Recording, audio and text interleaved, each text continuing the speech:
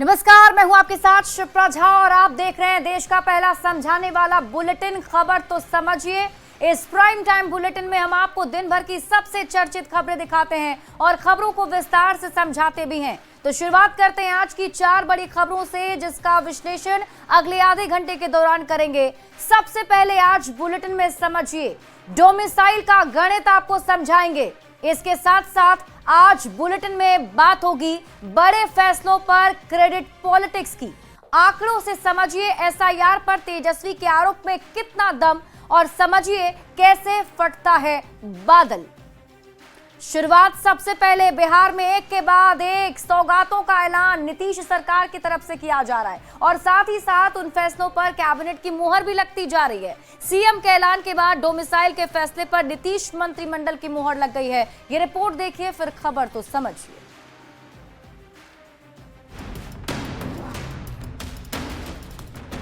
बिहार में इसी साल विधानसभा का चुनाव होने वाला है और चुनावी साल में सीएम नीतीश जो ऐलान कर रहे हैं उस पर तुरंत कैबिनेट की मुहर भी लग जा रही है। प्रगति यात्रा के दौरान किए गए वादे हों या हाल के दिनों में लिए गए कई बड़े फैसले, मंगलवार को नीतीश मंत्रिमंडल की बैठक हुई और 36 अहम एजेंडों पर मुहर लगी।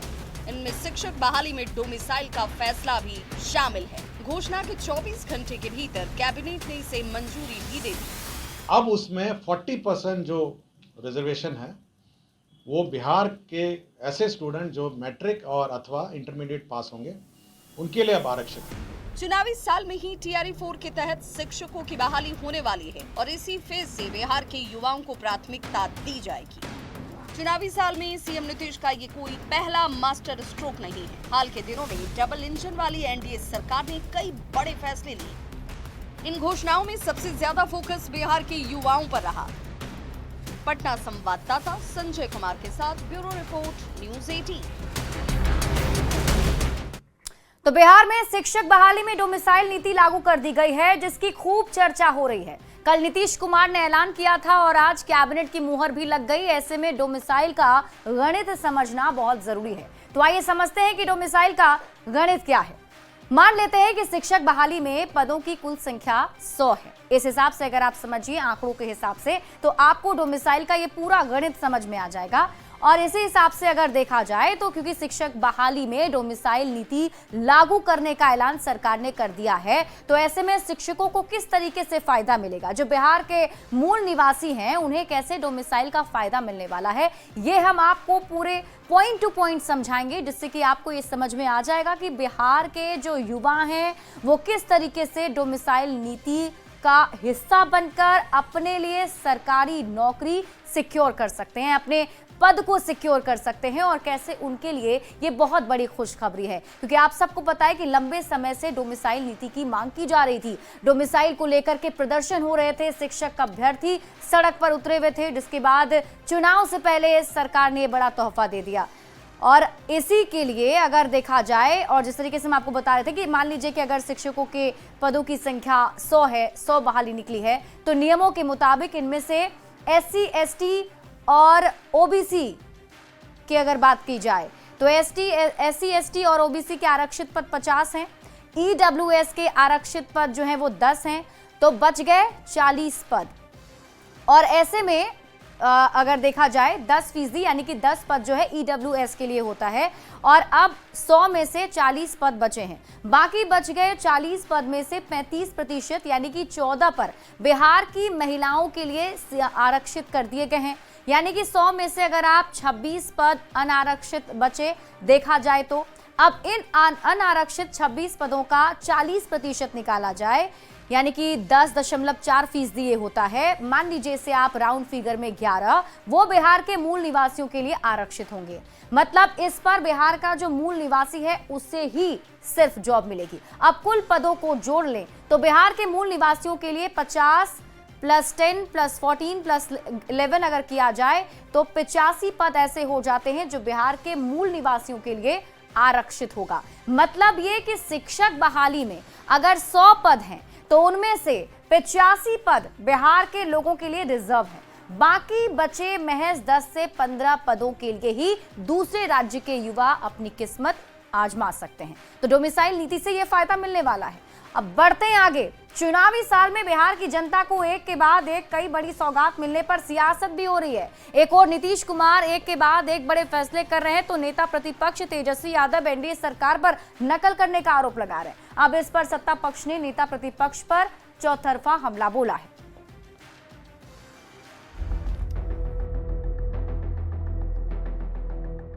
चुनावी साल में नीतीश सरकार एक से बढ़कर एक बड़े ऐतिहासिक फैसले ले रही है।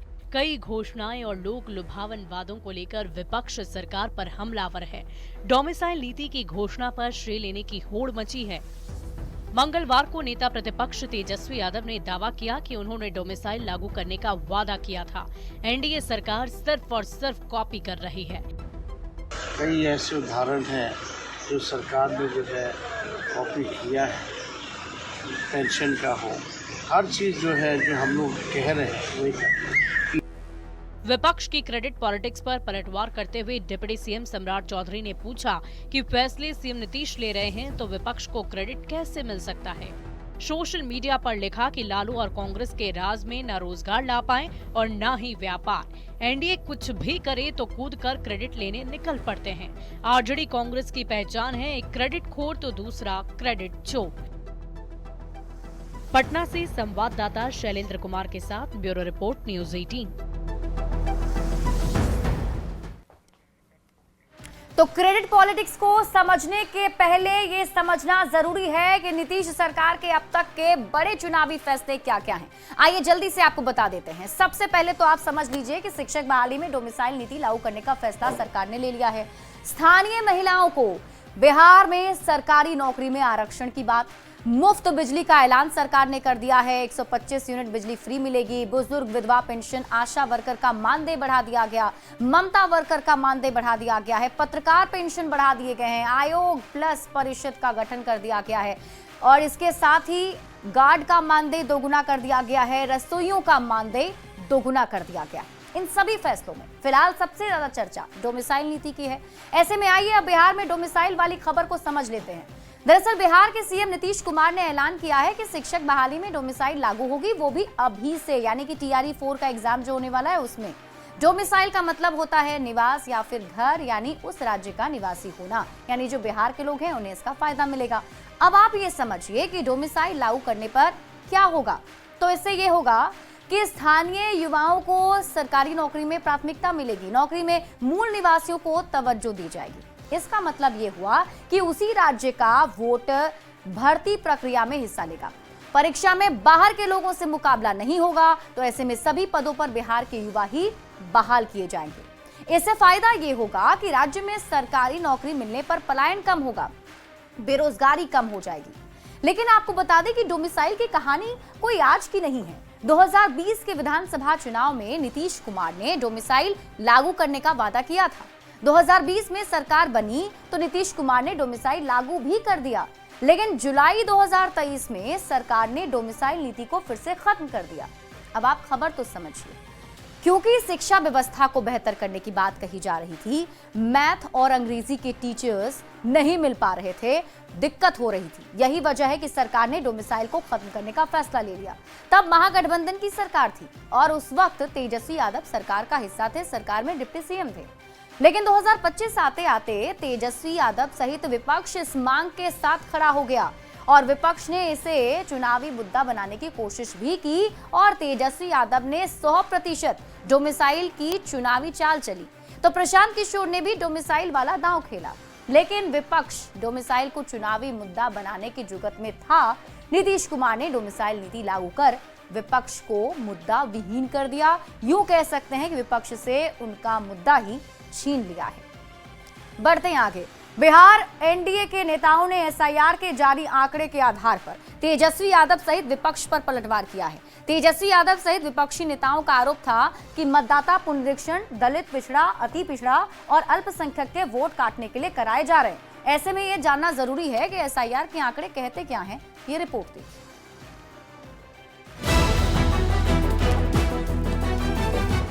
7 जुलाई 2025 को बिहार विधानसभा में नेता प्रतिपक्ष तेजस्वी यादव की ओर से सोशल मीडिया साइट X पर किए गए इस पोस्ट को देखिए। तेजस्वी यादव ने आरोप लगाते हुए इसमें लिखा था कि बिहार में वोटबंदी की गहरी साजिश। दलित, अति पिछड़ा, पिछड़ा और अल्पसंख्यक के वोट काटने और फर्जी वोट जोड़ने का खेल शुरू। मतलब तेजस्वी आरोप लगाते आ रहे हैं कि मतदाता पुनरीक्षण का मकसद दलित, पिछड़ा, अति पिछड़ा और अल्पसंख्यक के वोट को काटना है।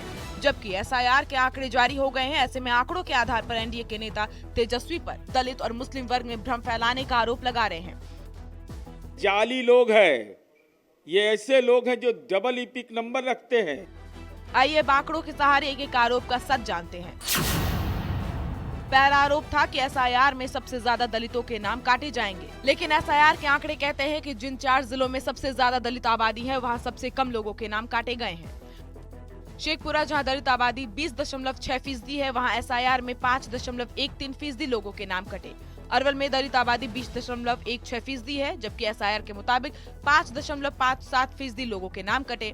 वहीं नालंदा में दलित आबादी 21.12% है, जबकि एसआईआर के मुताबिक 5.98% लोगों के नाम कटे हैं। वहीं कैमूर में दलित आबादी 22.69% है, जबकि एसआईआर के मुताबिक 6.08% नाम कटे हैं। दूसरा आरोप था कि मुसलमानों का ज्यादा नाम कटेगा, लेकिन एसआईआर के आंकड़े कहते हैं कि जहां सबसे ज्यादा मुस्लिम आबादी, वहां ज्यादा नाम नहीं कटे। अब इसको लेकर भी जिलावार आंकड़ों को समझिए। किशनगंज में मुस्लिम आबादी 68% है, जहां सबसे ज्यादा मुसलमान रहते हैं, लेकिन यहां एसआईआर के मुताबिक 11.82% लोगों के नाम कटे हैं। वहीं पूर्णिया में मुस्लिम आबादी लगभग 38.46% है, लेकिन यहां 12.08% लोगों के नाम काटे गए। वहीं गोपालगंज में मुस्लिम आबादी महज 17.02% है, लेकिन यहां 15.10% लोगों के नाम कटे हैं। अब तीसरा आरोप जान लेते हैं। तीसरा आरोप था कि गरीबों के नाम सबसे ज्यादा काटे जाएंगे, लेकिन एसआईआर के आंकड़े कहते हैं कि गरीबी और नाम काटने में कोई संबंध नहीं है। कैसे, वो इन आंकड़ों से समझिए। शेखपुरा में प्रति व्यक्ति वार्षिक आय बिहार में सबसे कम 19,592 रुपए है। यहाँ नाम कटने का प्रतिशत महज 5.13%, जबकि गोपालगंज की गिनती बिहार के अमीर जिलों में होती है, जहाँ प्रति व्यक्ति वार्षिक आय 31,912 रुपए है, 15.10 है। मतलब नाम कटने का दलित, मुस्लिम या गरीबी से कोई लेना देना नहीं। बावजूद इसको लेकर राजनीतिक आरोप प्रत्यारोप खत्म होने का नाम नहीं ले रहा। चुनाव आयोग जिस तरह से भारतीय जनता पार्टी और जनता दल यू के इशारे पर काम किया है, वो स्पष्ट रूप से अब दिखने लगा है। फिलहाल एसआईआर पर राजनीति गर्म है और दोनों ही गठबंधन अपने अपने वोटर को मैसेज देने में लगे हैं। देखना होगा जनता किसके दावे पर भरोसा करती है।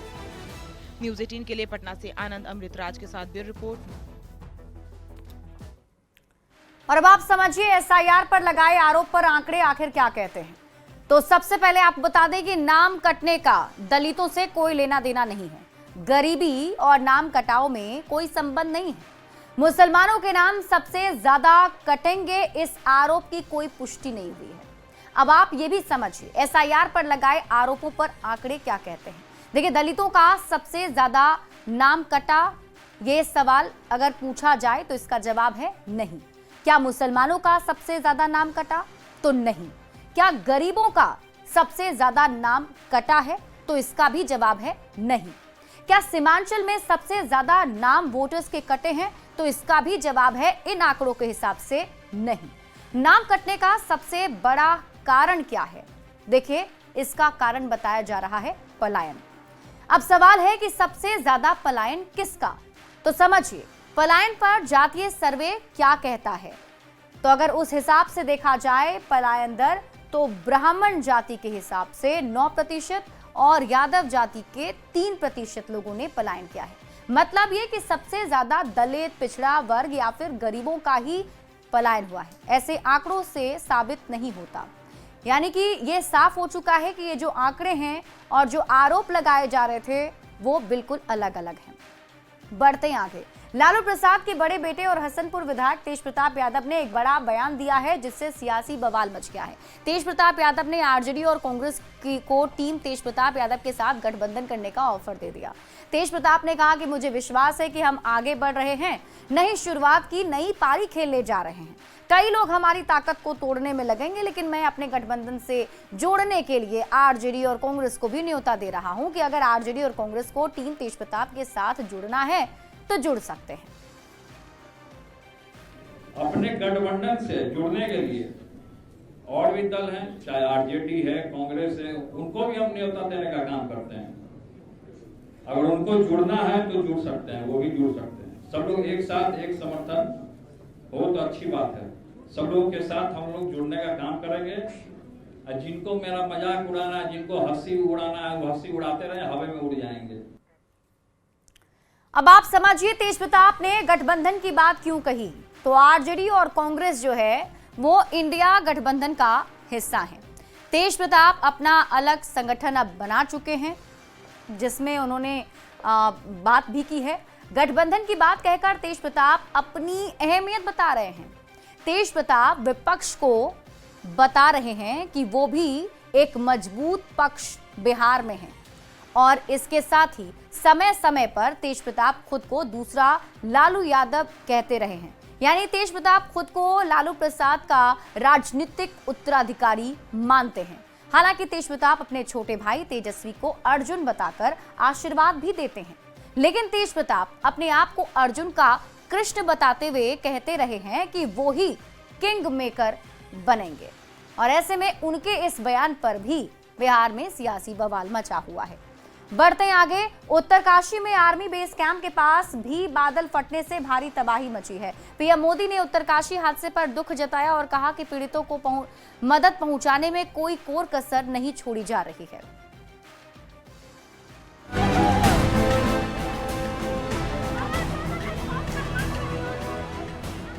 उत्तरकाशी के धराली का ये भीषण मंजर है, जहां कुदरत की मार के आगे हर कोई बेबस नजर आया। खीर गंगा नदी में बाढ़ आने से सैलाब रिहायशी इलाकों की तरफ बहता हुआ आया। सब कुछ इतना जल्दी हुआ कि किसी को भी संभलने तक का मौका नहीं मिला। हर तरफ चीख पुकार मच गई। धराली को गंगोत्री धाम का प्रमुख पड़ाव माना जाता है। धराली के बाजार में भारी बर्बादी हुई है। बाढ़ की वजह से कई घर और होटल तबाह हो गए। कई लोगों के बहने की आशंका भी जताई गई। नुकसान बहुत बड़ा है। हर तरफ दहशत दिख रही है। राहत बचाव के लिए सेना पहुंच गई है। वहीं एनडीआरएफ, एसडीआरएफ की टीम भी एक्टिव हो गई है। पहाड़ों पर भारी बारिश का दौर जारी है, जिससे बादल फटने और चट्टान खिसकने की घटनाएं हो रही हैं। धराली से आई हाहाकारी तस्वीरों ने झकझोर कर रख दिया है। प्रधानमंत्री नरेंद्र मोदी ने उत्तरकाशी हादसे पर दुख जताया और कहा कि पीड़ितों को मदद पहुंचाने में कोई कोर कसर नहीं छोड़ी जा रही है। Bureau report, news 18। और अब आप समझिए क्या होता है बादल फटना। देखिए, बादल फटना मतलब क्लाउड बर्स्ट होना, और आज यही हुआ है। और इसी वजह से कई लोगों के लापता होने की खबर भी मिल रही है। यानी कि बादल फट गया, क्लाउड बर्स्ट हो गया। अब आप समझिए क्या होता है बादल फटना। देखिए, एक जगह पर कम समय में एक साथ अचानक भारी बारिश हो जाए, और यही हुआ है। समझिए किस तरीके से तबाही आई है। 20 से 30 किलोमीटर के दायरे में 100 मिलीमीटर बारिश हो गई। और अब आप ये समझिए कितनी ऊंचाई पर ज्यादातर बादल फटते हैं। तो समुद्र तल से 1000 मीटर से लेकर 2500 मीटर की ऊंचाई तक। समझिए कब होती है बादल फटने की घटना। तापमान बढ़ने से भारी मात्रा में नमी वाले बादल एक जगह इकट्ठा हो जाते हैं। बूंदों का भार बहुत ज्यादा हो जाता है, जिसके बाद सीमित दायरे में भरभराकर पानी गिरना शुरू हो जाता है। अब आप समझिए सबसे ज्यादा बादल फटने की घटनाएं कहां होती हैं? हिमालयी क्षेत्रों में। समझिए पहाड़ी राज्यों में क्यों बढ़ रही है बादल फटने की घटनाएं। तो इसका मुख्य कारण जलवायु परिवर्तन बताया जाता है। अब आप ये समझिए पहाड़ी इलाकों में जलवायु परिवर्तन की वजह क्या है? तो जंगल की आग, पेड़ों का कटना और कचरे का जलाना। समझिए पहाड़ी इलाकों में जलवायु परिवर्तन की वजह बड़ी संख्या में पर्यटकों का आ जाना, ज्यादा वाहनों का आना, जंगल में अवैध निर्माण हो जाना।